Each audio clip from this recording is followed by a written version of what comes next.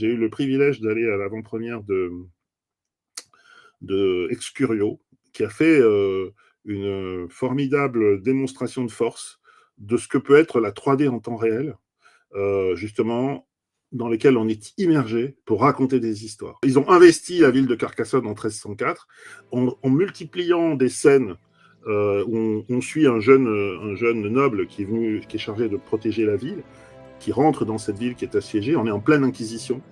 On rencontre les personnages clés de l'époque, que ce soit le grand inquisiteur, le roi de France, le noble qui tient la cité. Il y a des personnages de fiction, des personnages historiques.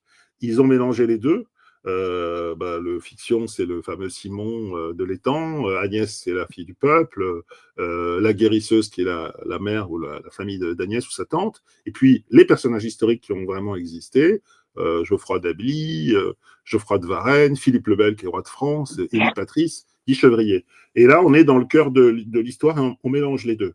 Et cette expédition immersive, ça devient une leçon d'histoire vécue dans la ville de Carcassonne, dont on connaît les remparts, mais on la voit de très très haut.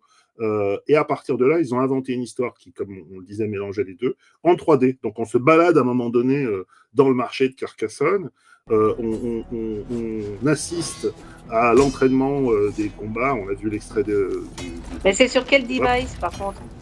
C'est un HTC Vive pour ceux qui sont des connaisseurs, mais c'est un casque en réalité Mm. virtuelle. C'est de la 3D en temps réel. Ça veut dire que pendant 45 minutes, on se balade dans un espace virtuel qui est constamment recalculé. Voilà, ça fait des scènes de ce genre-là, sauf qu'on est à l'intérieur, à côté du combattant. On est en immersion. Et donc, c'est tout un travail qui est fait, qu'on a suivi depuis longtemps au KIF, qu'ils avaient appliqué ces méthodes pour différentes expéditions à Notre-Dame de Paris, aux pyramides. Récemment, c'était avec le Muséum d'histoire naturelle autour des dinosaures et de toute la vie depuis 3 milliards d'années sur Terre. C'est vraiment un médium qui est en train de s'imposer.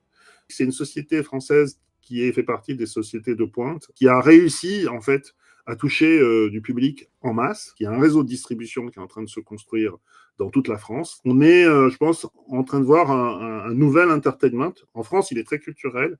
En Espagne ou dans d'autres pays, il est beaucoup plus entertainment, avec des histoires d'entertainment. Mais c'est une originalité. Et pour le coup, c'est un mélange entre le réel et le virtuel à travers cette technologie. Et je pense que c'est un tour de force parce que là, ça se met à ressembler à du cinéma, en fait. Du cinéma à l'intérieur duquel on est et avec l'ensemble des personnes avec lesquelles on part en expédition, on partage quelque chose.